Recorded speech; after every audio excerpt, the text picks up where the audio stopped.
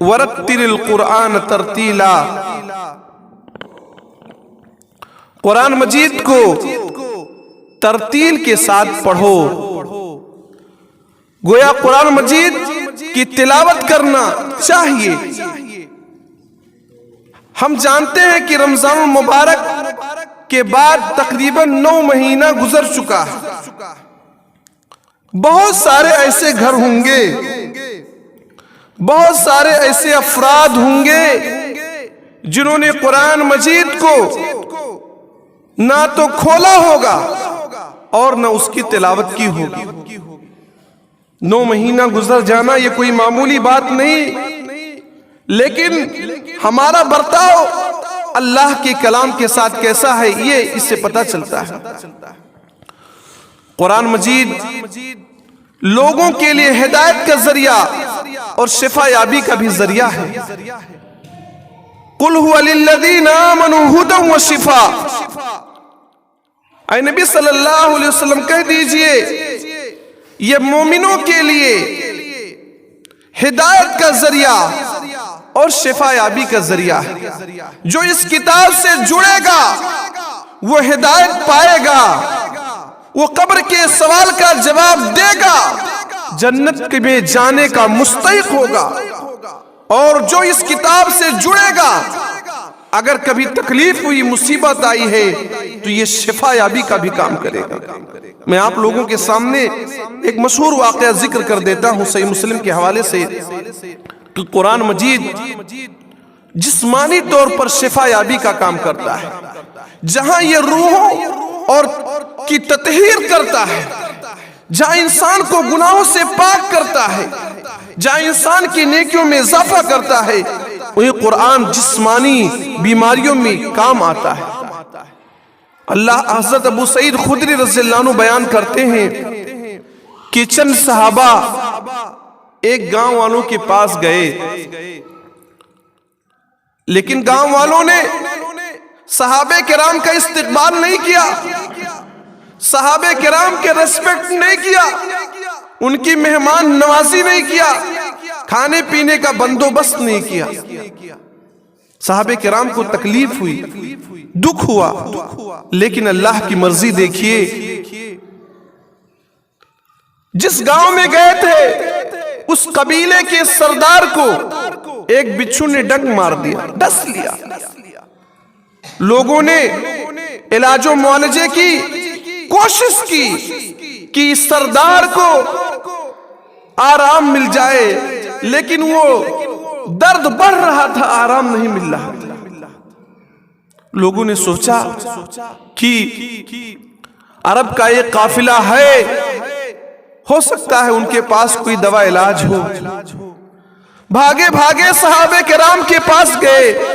صحابہ کرام رضوان اللہ علیہ مجمعین میں سے ایک صحابی نے کہا کہ تم لوگ تو وہ ہو جنہوں نے ہمارا استقبال نہیں کیا، ہمارے لیے مہمان نوازی نہیں کیا، ہمارے لیے کھانے پینے کا انتظام نہیں کیا۔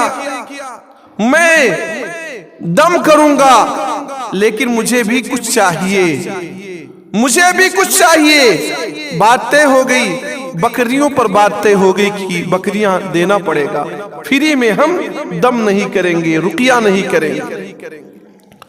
راوی کا بیان ہے سورہ فاتحہ اس صحابی نے تلاوت کیا، سورہ فاتحہ الحمدللہ رب العالمین نے تلاوت کیا اور بادشاہ سردار کے اوپر دم کیا، سردار ٹھیک ہو گیا اور 30 بکریاں صحابہ کرام کو دے دیا۔ سورہ فاتحہ کے مقام کو سمجھ گیا۔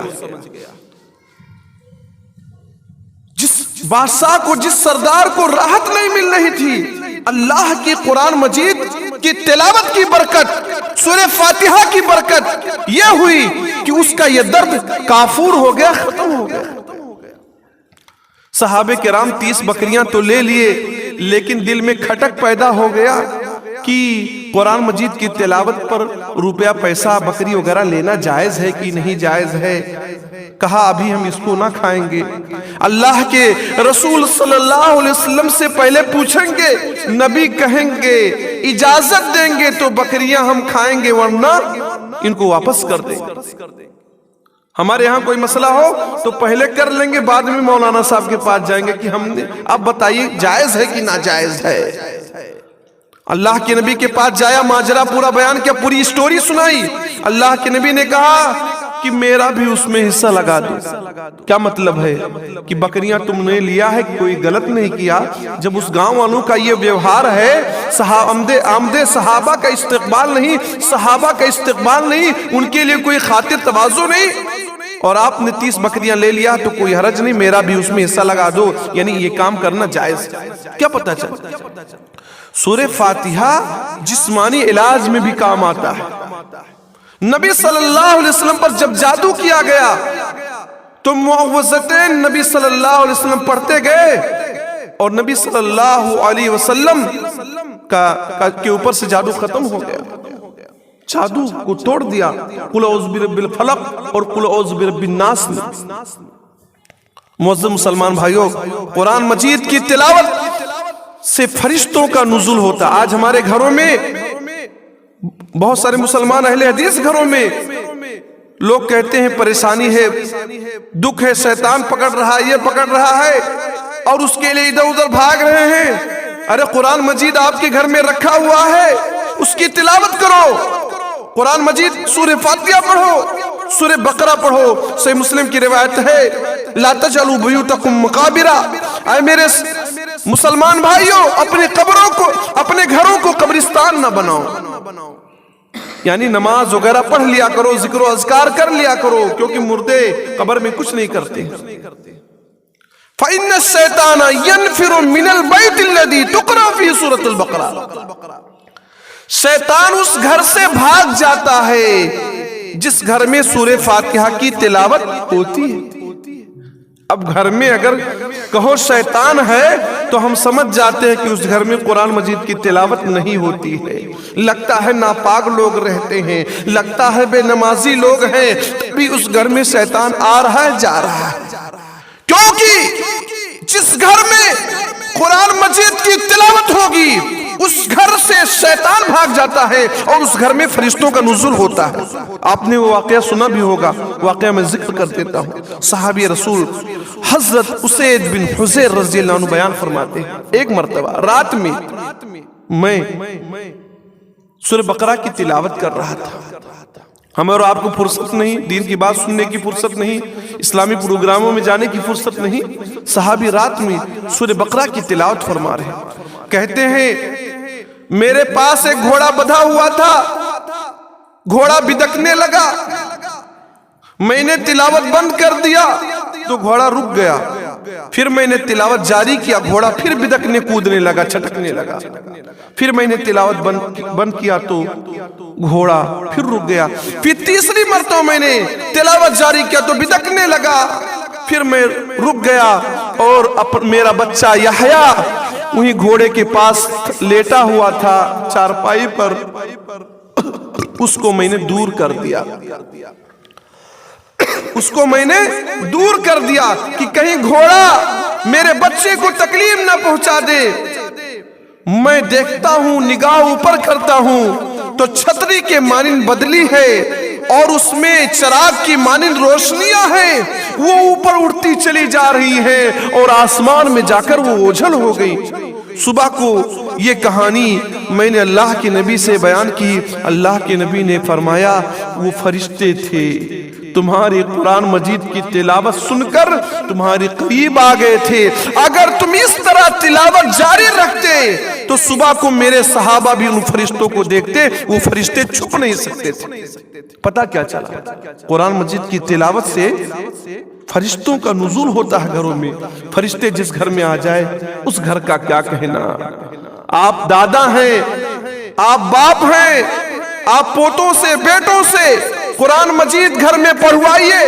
گھر میں جو بہو آپ نے لایا ہے کہ پڑھی لکھی بہو ہے، وہ قرآن مجید کی تلاوت گھر میں نہ ہو تو آپ نے کس بہو سے شادی کیا تھا؟ یہی سوچ کر کہ آئے گی قرآن مجید کی تلاوت کرے گی، اور آپ کے گھر میں قرآن مجید کی تلاوت نہ ہو تو شیطان وہاں اڈا نہیں بنائے گا تو کون بنائے گا؟ قرآن مجید کی تلاوت کرنی چاہیے، اس کی بڑی فضیلت ہے، بڑے فوائد ہیں۔ قرآن مجید کا دوسرا حق یہ ہے کہ اس میں غور و فکر کرنا چاہیے۔ غور و فکر مطلب ترجمہ ورجمہ بھی پڑھنا چاہیے۔ افلا يتدبرون القرآن ام على قلوب اقفالها، یہ لوگ قرآن مجید میں غور و فکر کیوں نہیں کرتے؟ کیا ان کے دل پہ تالے پڑے ہوئے ہیں؟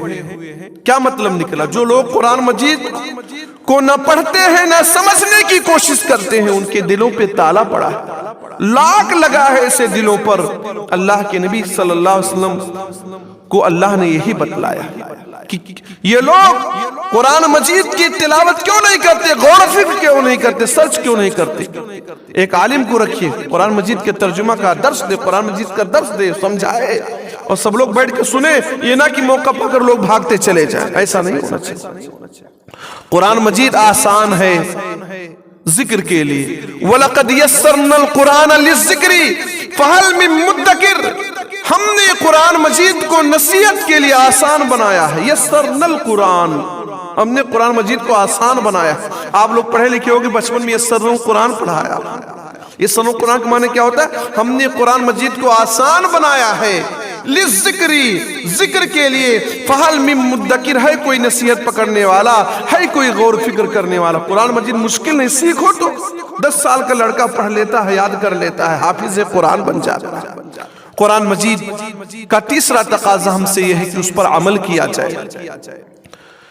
ان یہودیوں کی طرح سے نہیں، تورات تو انہیں دیا گیا لیکن اس پر عمل نہیں کیا۔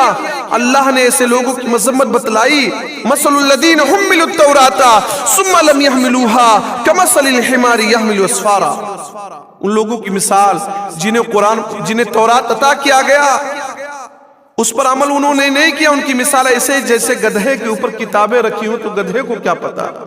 اگر عمل نہ ہو قرآن مجید پر تو کیا فائدہ؟ تو قرآن مجید پر عمل ہونا چاہیے۔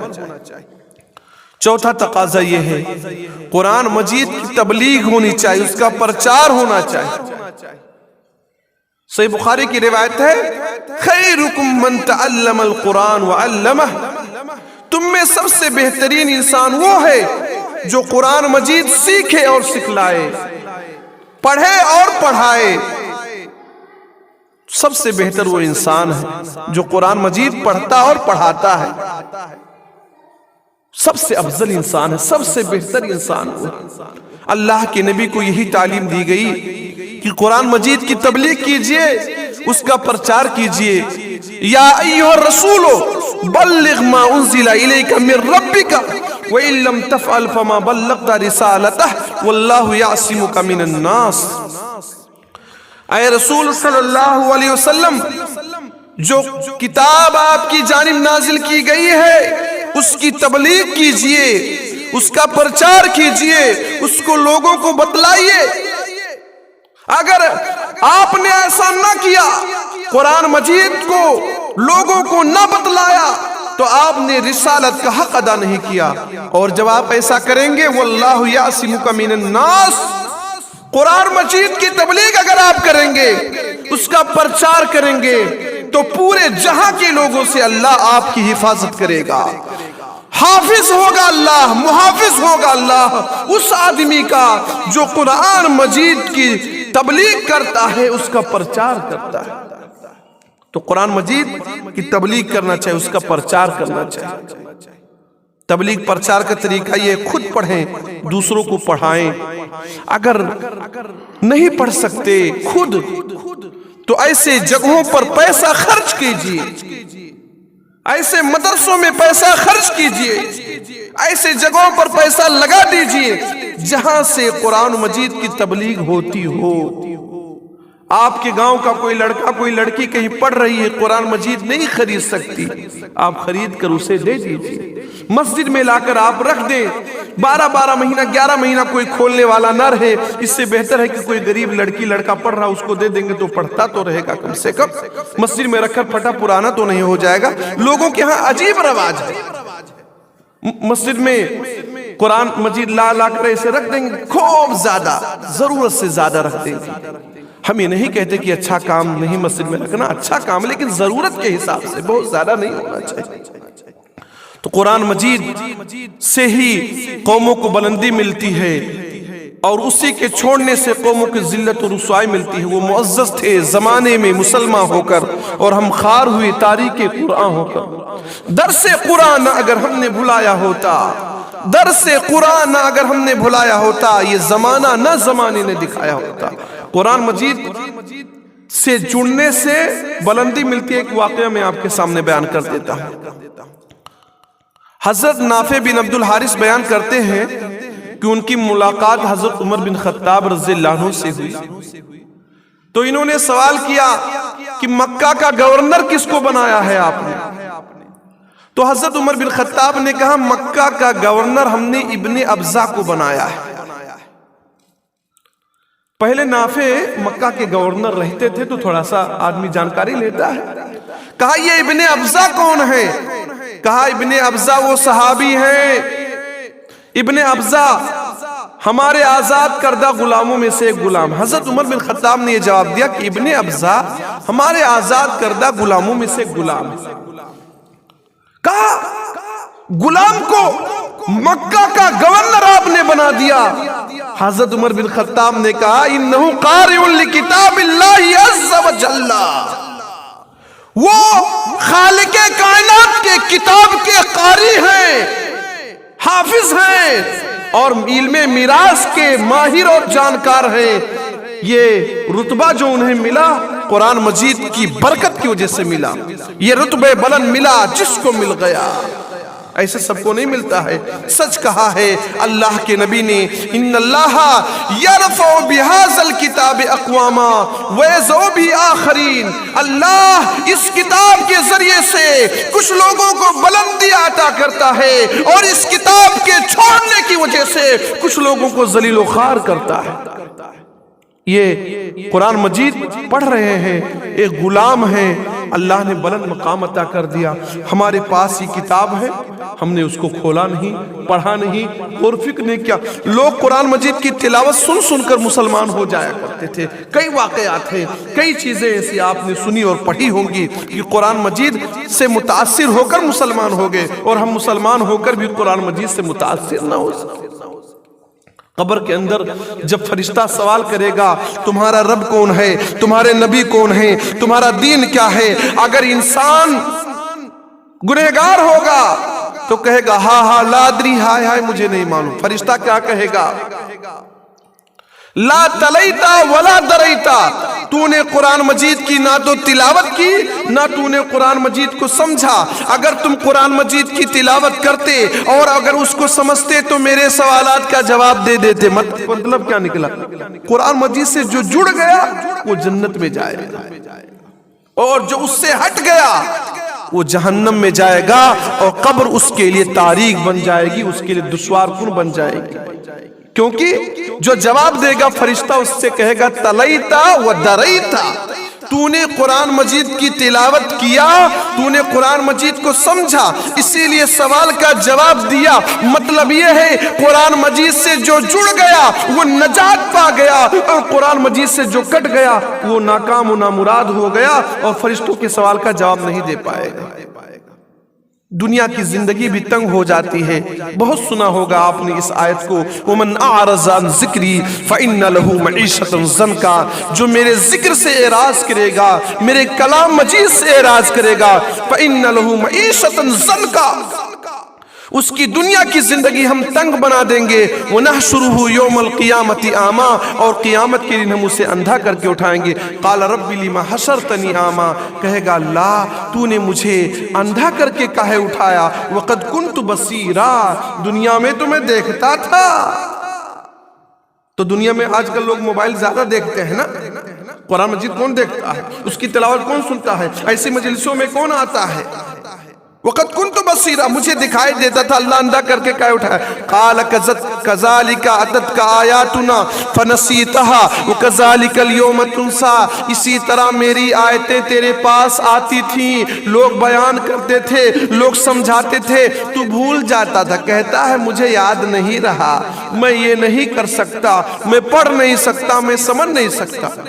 हाज़रीन गिरामी, दुनिया भी तंग हो गई, कब्र में मुश्किल और आखिरत के दिन ज़लील ख़ार होकर अंधा करके उठाया जाएगा और महरूमी ही महरूमी है। लिहाजा हमारे और आपके लिए ज़रूरी है कि हम कुरान मजीद से जुड़ जाएं और उसकी तिलावत करें, उसमें गौर फिक्र करें, उस पर अमल करें और उसकी तबलीग जहाँ तक हो सके, उसका प्रचार जहाँ तक हो सके खुद से करें और जहाँ हो रहा है वहाँ पर दिल खोलकर ताउन करें। अल्लाह रब्बुल आलमीन से दुआ है कि इन कही बातों पर हम तमाम मुसलमान भाइयों को अमल करने की तौफीक दे। अब मैं अपनी बात फजीलतुल शेख अब्दुल हसीब सनाबिली हफिज़ुल्लाह से इल्तिमास करता हूँ कि आप आएँ और बेहतरीन अंदाज में अपनी तकरीर पेश करें, शीरी अंदाज में। आपका वक्त 20 मिनट।